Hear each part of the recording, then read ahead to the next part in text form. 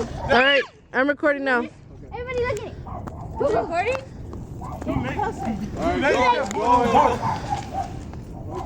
on, do something.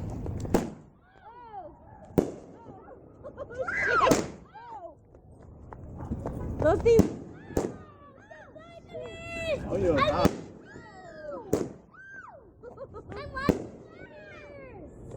Yeah,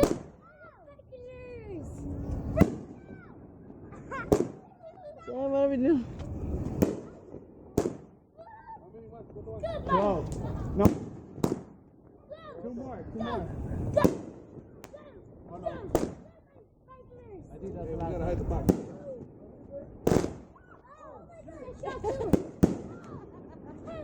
That's scary. It's tight, Abby.